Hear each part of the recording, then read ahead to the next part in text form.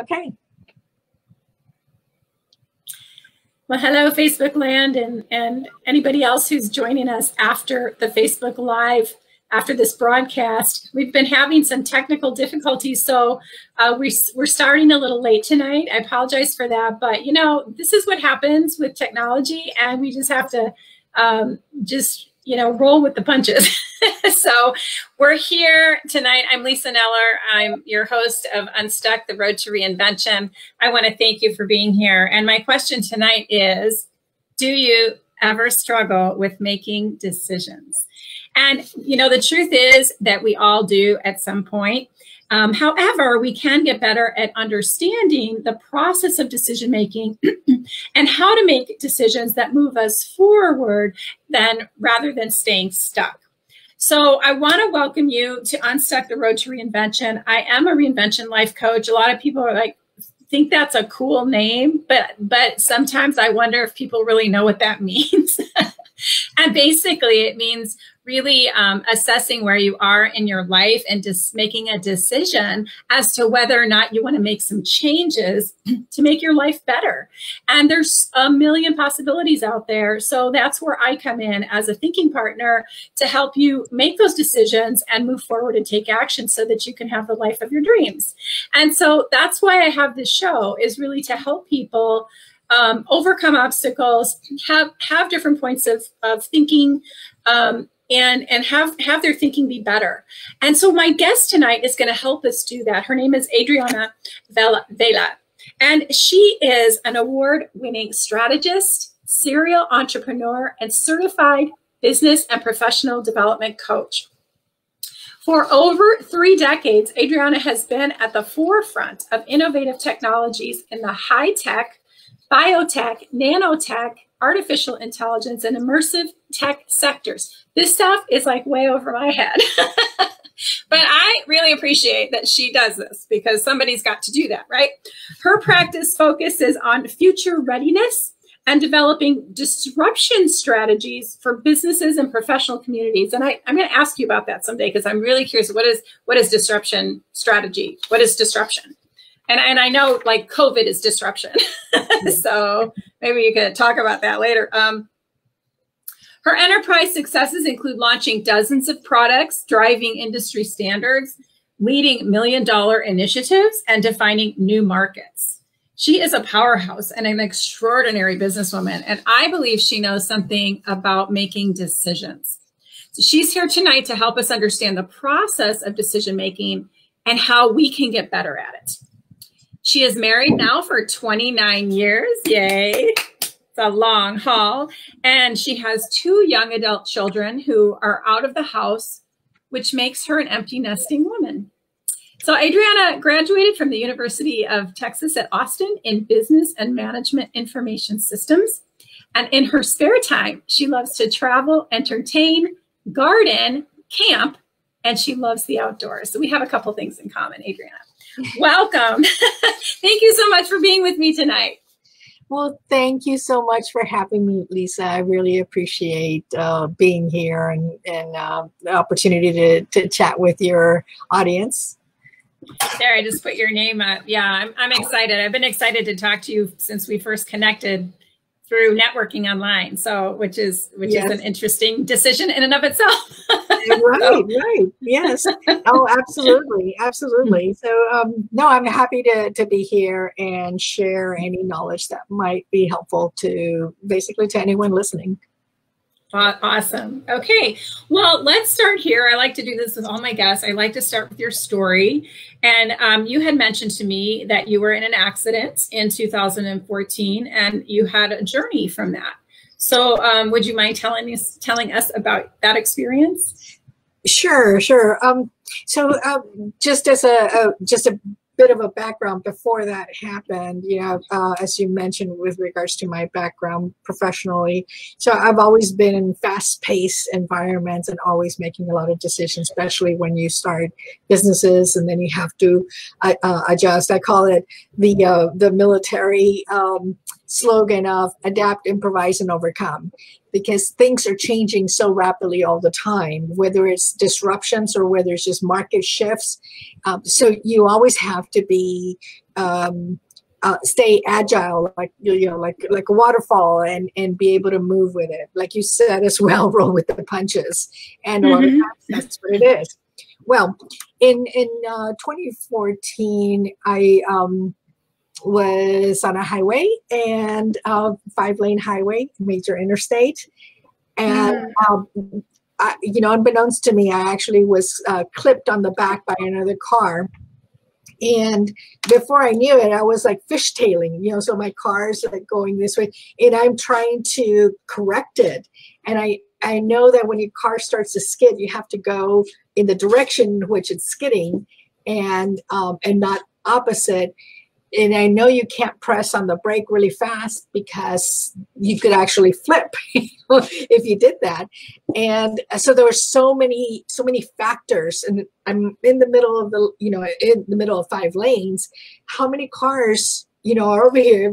If I veer more to the right, am I going to hit other cars? And then there's a pileup, or is it on the left? So I couldn't just pull over and try to straighten out. And so ultimately, after trying different things, ultimately I did end up going into a 360 spin, and pretty violently stopped from crashing. I crashed trunk first into those concrete barriers that separate the northbound and southbound, and they're like, very, very, very hefty barriers. So my car, going in reverse after I stopped, it almost went over to the other side. Fortunately, it didn't. Wow. And then it finally came down, and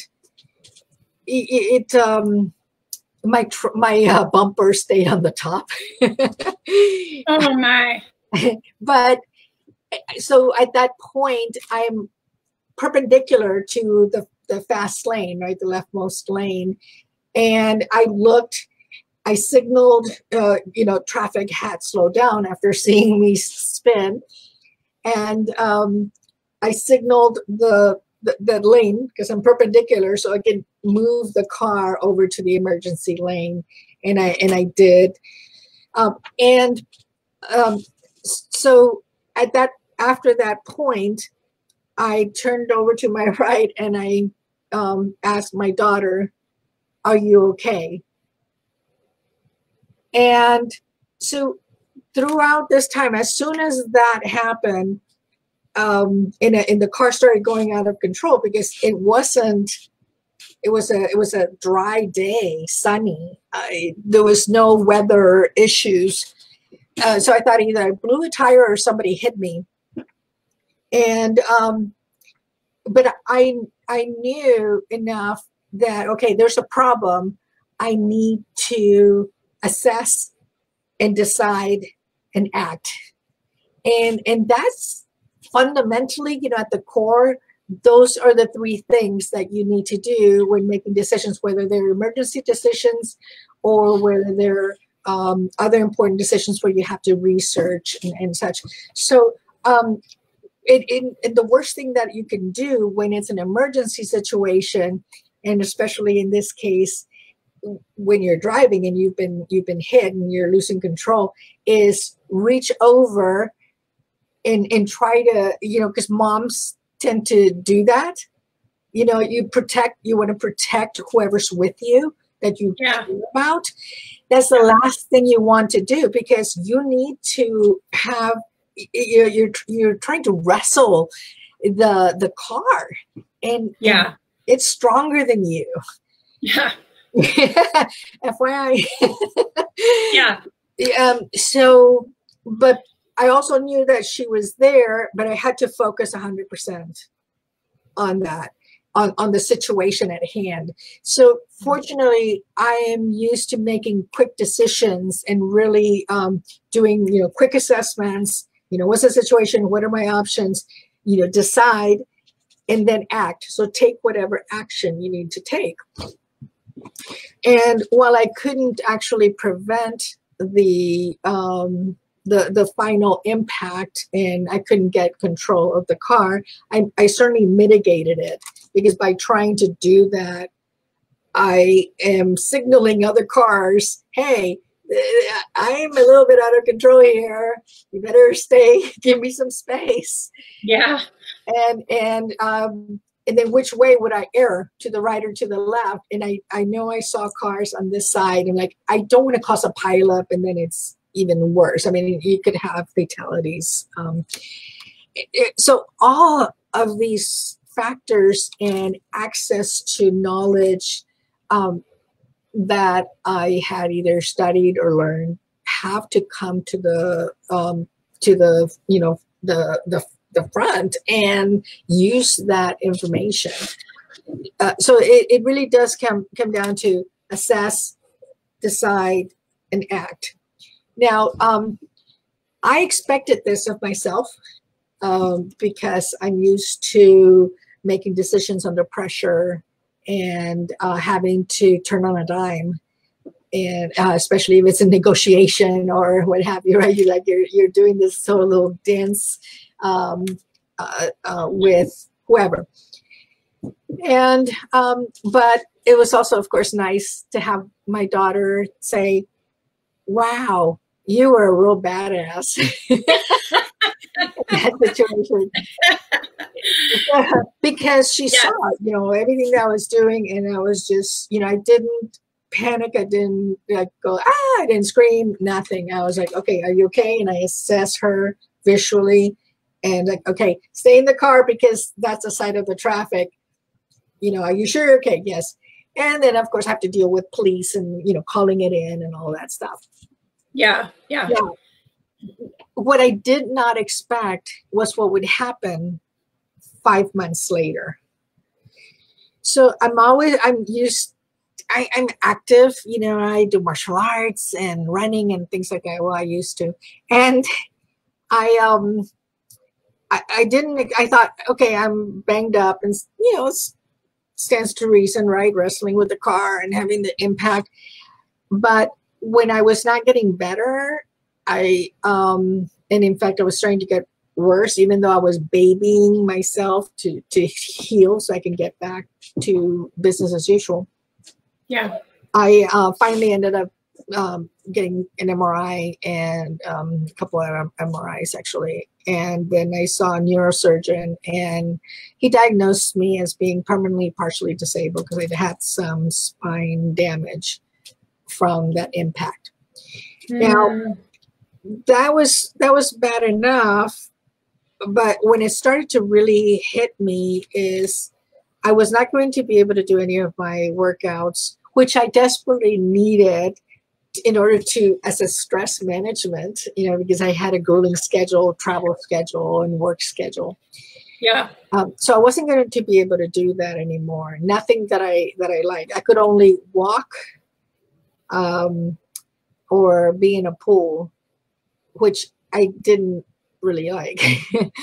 Yeah. And so as that, I know, of course, I'm in denial because I'm so driven. Yes. And I go in denial, and the more I tried to tough it out, the more difficult it was, the more pain there was, the more taxing things were, the more I started to make bad decisions, wrong decisions, certainly not clear decisions. And all in all, if you, I guess the best metaphor that I can use is if you take a strong, vibrant tiger from the wild and you put him in a small cage, and it can't do what it always used to do: live, hunt, run, be free. And it's so limited. And at first it's so pissed. I mean, you get so close and it will just want to tear you apart. And it is just very, very angry and wants to fight its way out. And at some point, after a long, long time, it loses its will to fight. It doesn't even know how to be who the tiger was meant to be.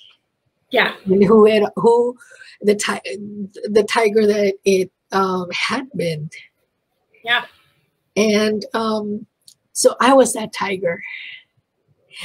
I lost myself. I lost my identity of myself. I didn't know who I was. I knew that I couldn't think clearly, like I used to. I couldn't be strategic. It was like my business failed. I mean, it's not the first time that a business fails. I'm used to it. It comes with the territory. Yeah. But this time, it was, it was me. I, as a person, as my identity, was failing. And so that was the life-changing impact from this. So how do you go from someone who can make decisions really quick and be really focused and a critical thinker to someone who doesn't even think and will get in a jacuzzi with their phone, clipped to my swim trunks? Stupid decisions like that. Well, yeah, it sounds like a really pivotal moment in your life. I can feel the emotion from that event, and also the pain from losing who you were.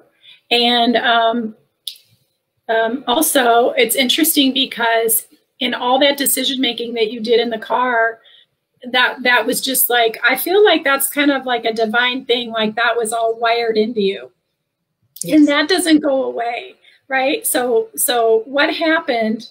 Like, so how did you, because at some point you had to make the decision to heal from that pain, right? And to get back to who Adriana is. Yes. So, yeah. So how did you do that? What did you do next? Yeah. Well, so, of course, a lot of things came about after losing my mojo the way I did.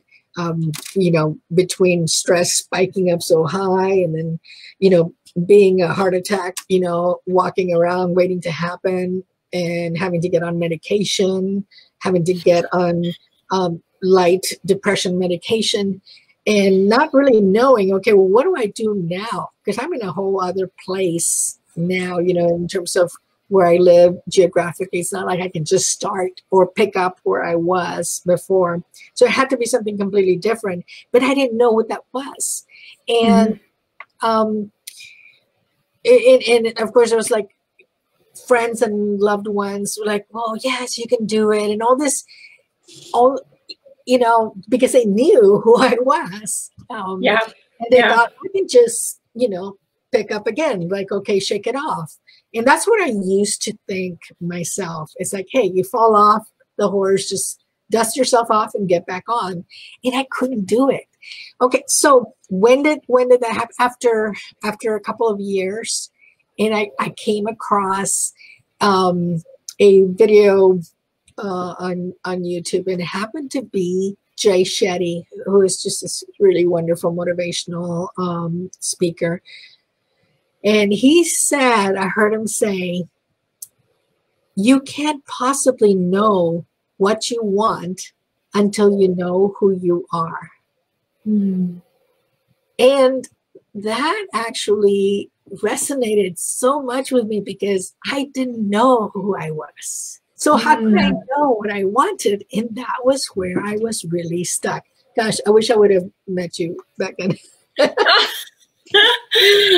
Well, I was stuck. But so I set on myself on a quest to go and really find out who I was. And this is where I came to be introduced to these neuroscience-based assessments that after I researched them a lot, because still I'm very, I could still be critical, and I couldn't just trust any kind of assessments out there, because I had a lot of experience with different assessments, whether in corporate America or as an entrepreneur. And I didn't really, I had tried a lot of them. They were like really, like they had a lot of holes. I didn't care for them.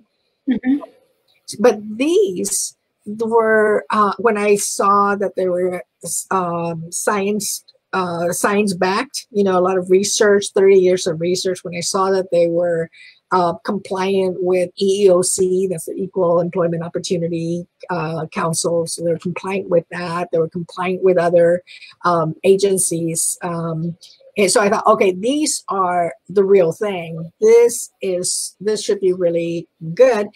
And they're 100%, so they're 100% bias free. So I know that they wouldn't use all these generalizations. So that allowed me to discover so many things about me, and it was transformational, because I actually discovered things that I thought were weaknesses, and they weren't. I actually discovered talents that I didn't really know that I had,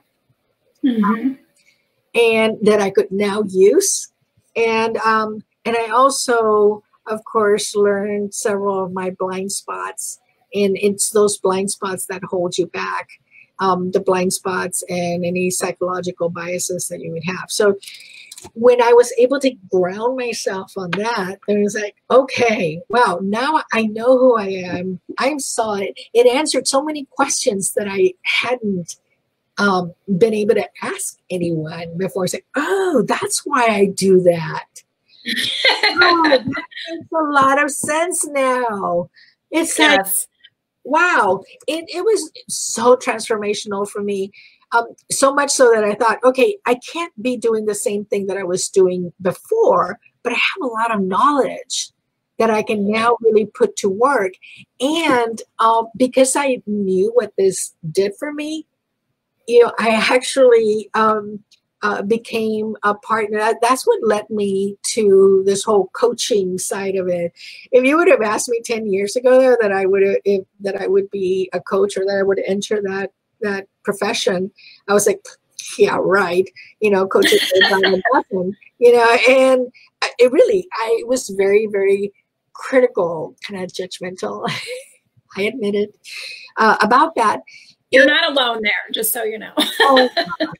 Well, I know, but you see, now I actually really understand the phenomenal value that provides, and because all my experiences in business and in technology and disruptions, whether it's disruptions because of technological advances or market shifts, anything that changes or that forces you to change how you need to think about your clients and so forth, or your business, that's what I know how to do. And now I'm able to put it to work again, to help others in combination with these assessments. So that was the whole turning point for me.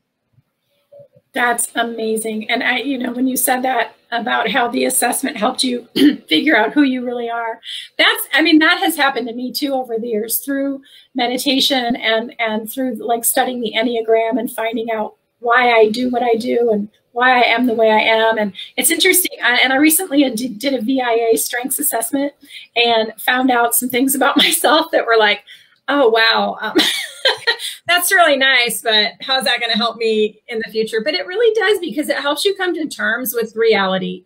And I think that coming to terms with reality is really tough for a lot of people. And I'm sure that you know that, having gone through what you went through. And then at some point, you just decide to work with reality and move forward. I found this definition of the word decision, and I found it online on dictionary.com, just so I'm reading with my sources. And it is a conclusion or resolution reached after consideration. Okay. So like you said, it's, assessment and decision and action, right? That was kind of I think you said that. So let's break that down. You said, you told me that you have about 5 things that we can do to understand and know about the process of decision making. So would you mind sharing that with us? Sure. Well, and just, to make a point, there's a lot of other things that, sure. that should be considered, but I thought that these would be some of the most fundamental ones. Okay. And that are really important. So the first one is that there is no such thing as a truly rational decision. What? I know, and oh my God, I've worked with a lot of engineers, with a lot of scientists, and a lot of them would not take kindly to this kind of statement if I told them. I say, you know what? You make emotional decisions. Don't think that you don't. I don't care how analytical you think you are. And here's the thing, that there's very strong scientific research that actually proves that with EEG and gamma ray activity, real-time scans of just, while decisions are being made, and it shows that the emotional processing part of the brain is actually the one that's activated, the most. So every decision is strongly based on emotions. And further, it proves that the skills that we build are based on experiences and our reactions to them, which are emotional reactions. And that forms the skill that we then adopt, and then we say, oh, well, we're applying these skills. It's like, yes, but those were born out of your emotional reaction to them, to the experience. And it stands to reason if you think about it. So the jury is out. We make emotional decisions.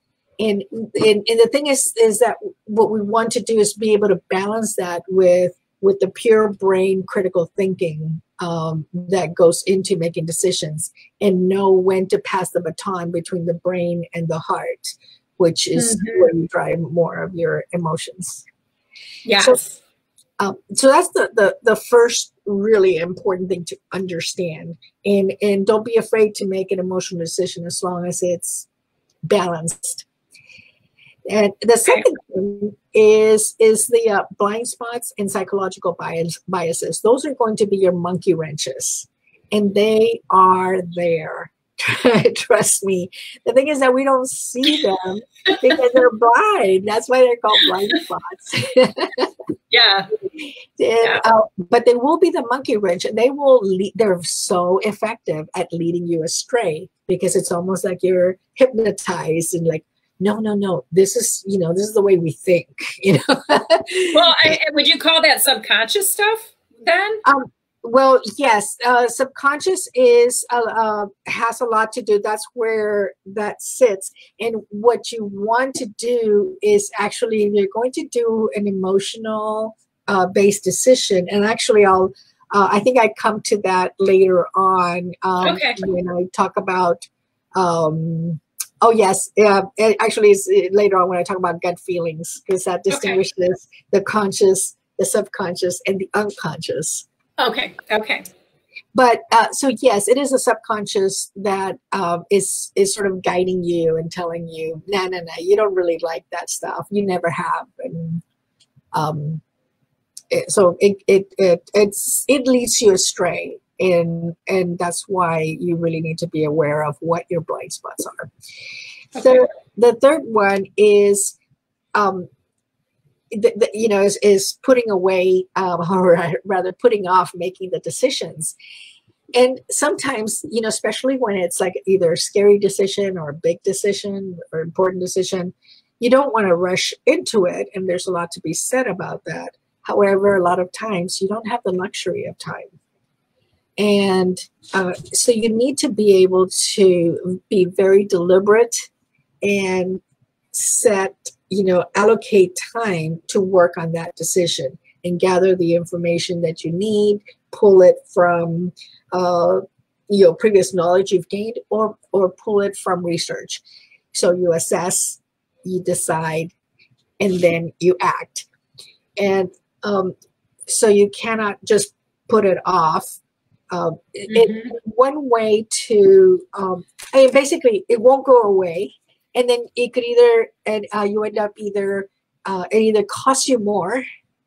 Should I really work on fixing those pipes, or should I just wait till later? And then before you know it, now you have, a much bigger expense, or it's an opportunity cost that you lost. So they won't go away. It's an opportunity cost, And so the technique to help you at least, allocate the time is using the Pomodoro technique.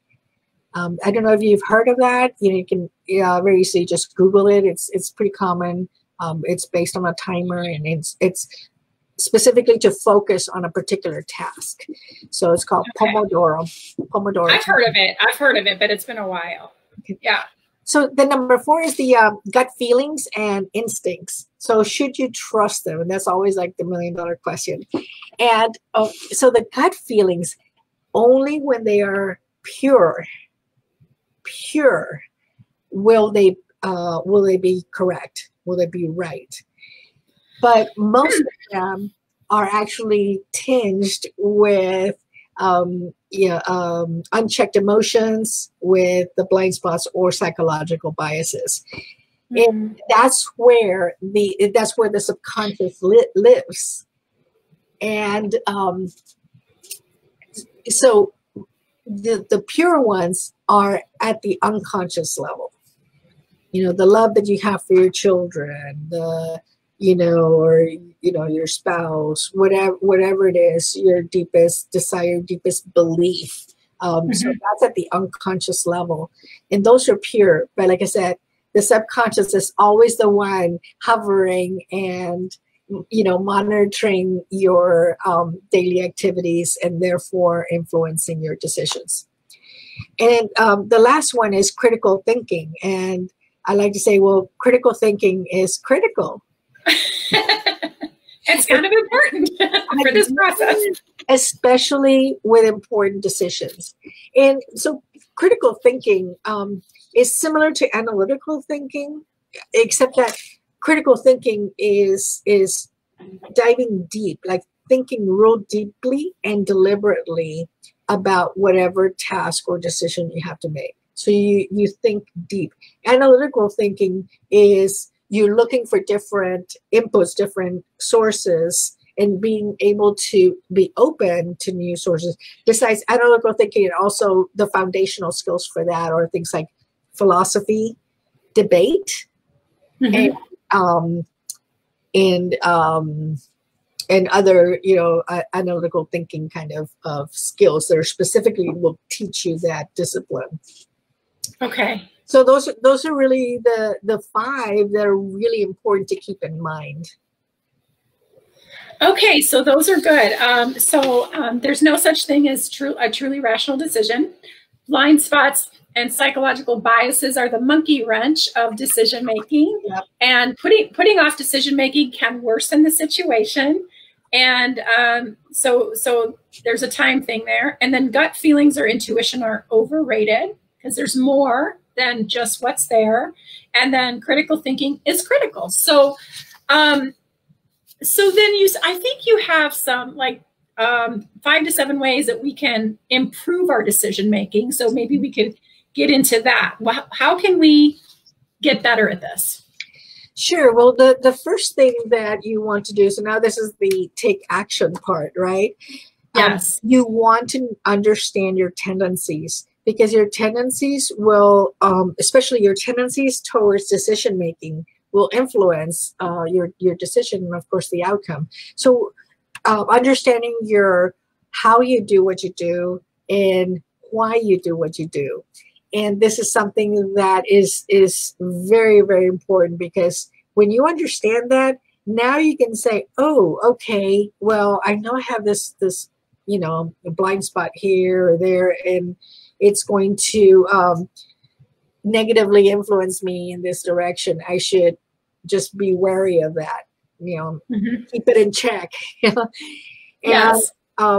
So that's the first thing, and you can do that with the assessment. So that falls right into number 2 in terms of what you do is really understand those blind spots and psychological biases. So number 1 and number 2, you can definitely do with neuroscience-based assessments, such as like the ones that I'm licensed to provide now. As a result of just, again, and I compared, I did a very thorough comparison, being the critical thinker that I have been. I bet you did. very strict comparison on different assessments, and all the other ones have a lot of holes. So how are you going to really understand yourself, more completely if it has a lot of holes, a lot of missing pieces? Right. So those could, be very important. So enough about that. That's the assessments part. And then once you're armed with that information, now you can get behind the wheel of your journey, your reinvention journey bus or whatever, and work with you. Because if clients of yours or anyone who wants to really reinvent themselves, I mean, that's your arena, but the assessments and really be able to get that grounding and knowing themselves. Now they have that really great information, solid information, and share it with you. Now you can help them with their the rest of the reinvention journey. Love it. That's number 3. And the third one is keeping that brain heart in balance, because there is really always this battle. The brain wants to really investigate things, at a nth level, and the heart just wants to be happy, and it wants to enjoy and have a good time. Well, they need to both work together and being in sync, because I saw this really funny cartoon that says, when the heart and the brain fight, it's the liver that suffers. It was great. So I wanted to give you that visual, right? The liver that suffers. That's good. And then and I'm glancing at my notes because I want to make sure I don't miss anything. Sure. I do that too. So the best decisions will be the ones where you definitely have your psychological biases in check. Those will be better. If you don't have it in check, then you are basically running the risk of being led astray. And so you won't. You have to have them in check, especially for an important decision. Right? Otherwise, you're leaving too much to chance. So that's a must do.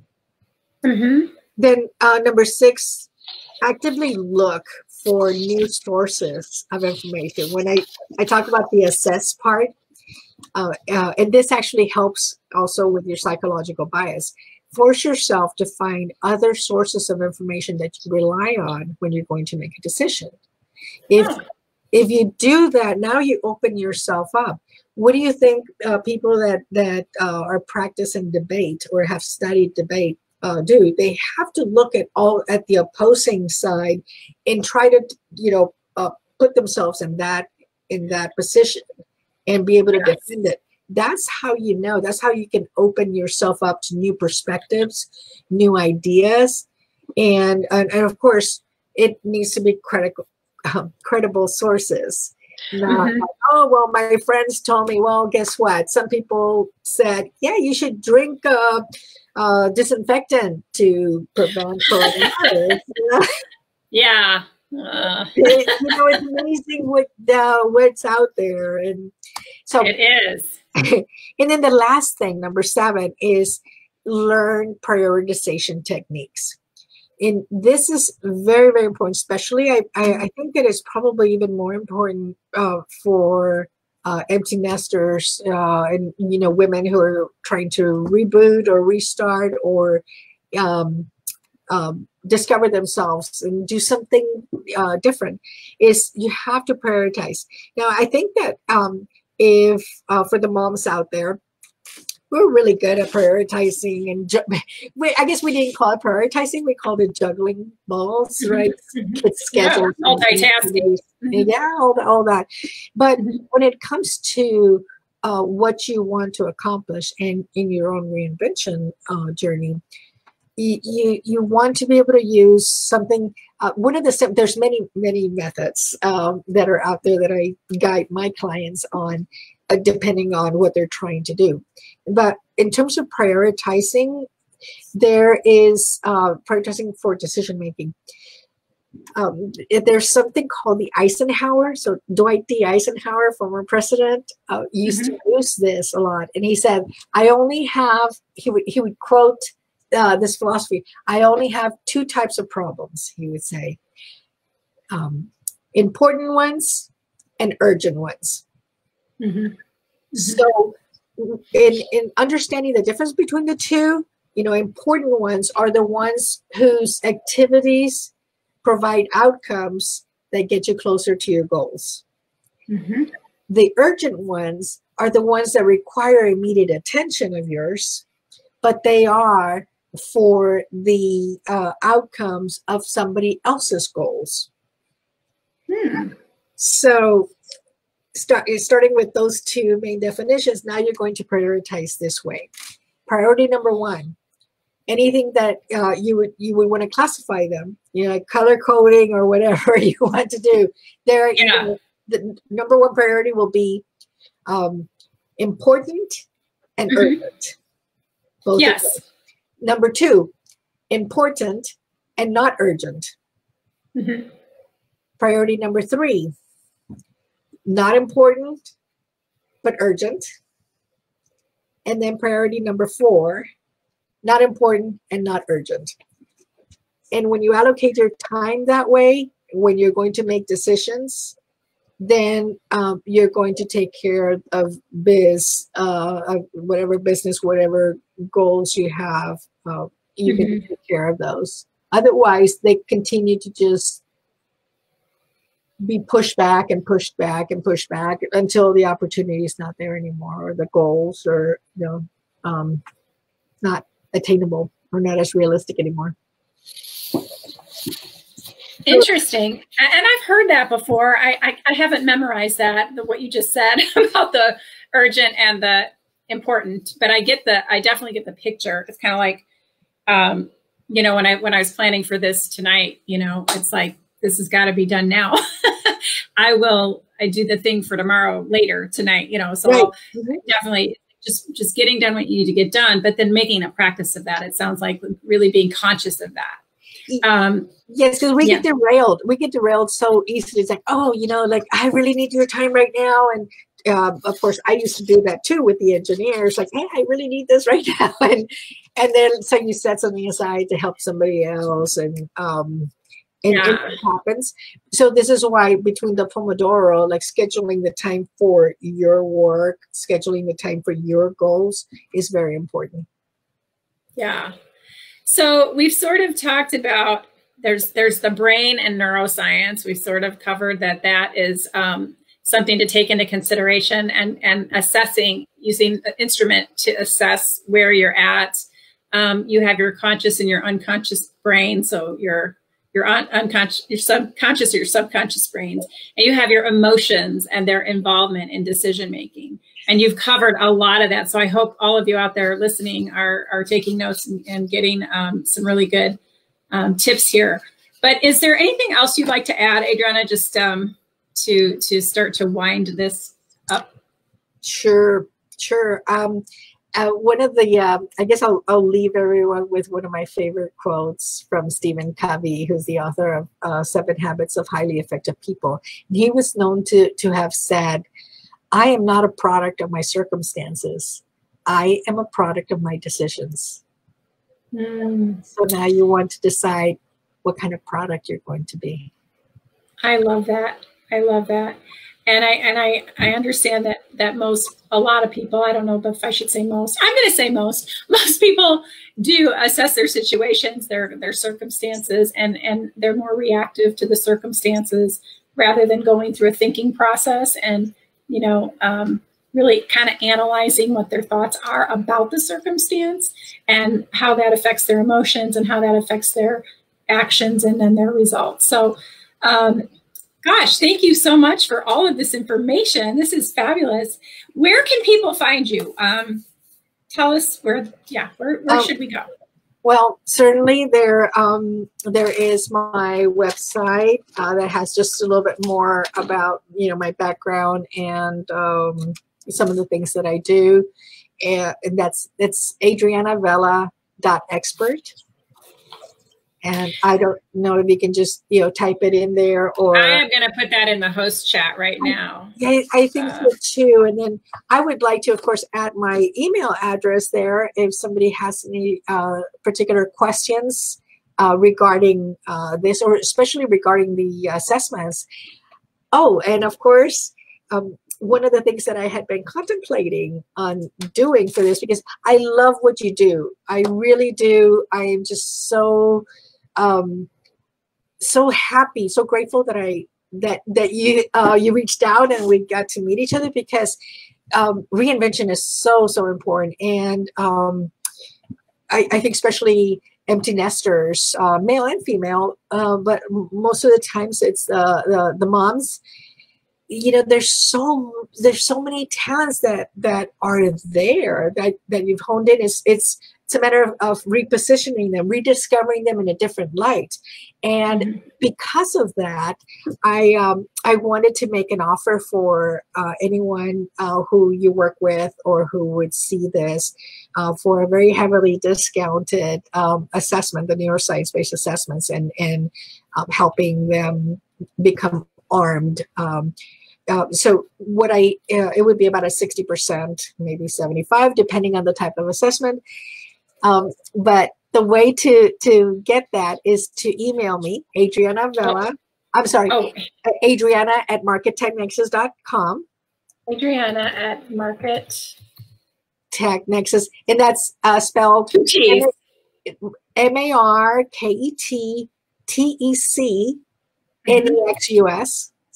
Okay. .com. Yes. Okay, so that's in the chat box. In the subject, please put the code reinvent. This way I'll know it's from this offer. Thank you so much. That's awesome. So I also just a quick mention. I'm sorry. I wrote some articles. They're on my LinkedIn.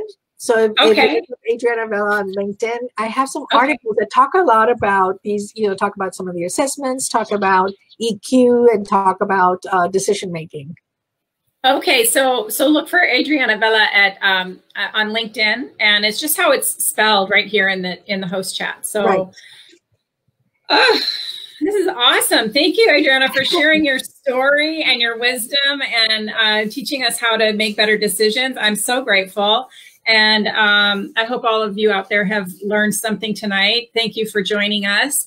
Again, I'm Lisa Kneller. I'm a reinvention life coach. And the thing that I really love to do is have conversations with people and find out what's troubling them and what obstacles are in the way and how we can get you past those obstacles so you can live a better life, more joyful life. So contact me either through Facebook, or, you can find me at reinventionlifecoach.com or lisanellercoaching.com, and just find me and we can have a conversation.